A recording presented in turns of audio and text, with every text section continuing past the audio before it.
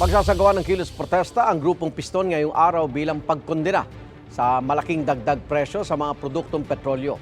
Live mula sa Quezon City, may unang balita si James Agustin. James? Good morning. Nagsimula na dumating ang ilang miyembro ng grupong Piston para sa isasagawa nilang kilos protesta ngayong umaga dito po sa area ng Philcoa sa Quezon City. Ito mga miyembro na ito ay galing sa area ng Cubao, Bagong Silangan at Novaliches. Ayon kay Piston National President Modi Floranda, kinokondena nila ang malaking pagtaas sa presyo ng produktong petrolyo.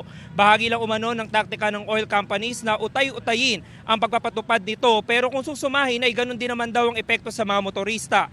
Panawagan ng kanilang grupo kay Pangulong Bongbong Marcos suspendihin ang mataas na buwis sa produktong petrolyo. Sabi pa ni Floranda, walang saysay ang fuel subsidy na ibibigay ng gobyerno kung patuloy naman daw ang pagtaas ng presyo ng mga produktong petrolyo. Samantala ikan, sa mga oras na ito ay kakaunti pa lamang yung mga miyembro ng Piston na nandito. Ito'y patiin pa lamang daw dun sa mas malaking kilos protesta na magsisimula yung kanilang programa opisyal mamayang alas 8 ng umaga. Yan ang unang balita mula rito sa Quezon City. Ako po si James Agustin para sa GMA Integrated News. Igan, mauna ka sa mga balita, mag-subscribe na sa GMA Integrated News sa YouTube para sa iba't ibang ulat sa ating bansa.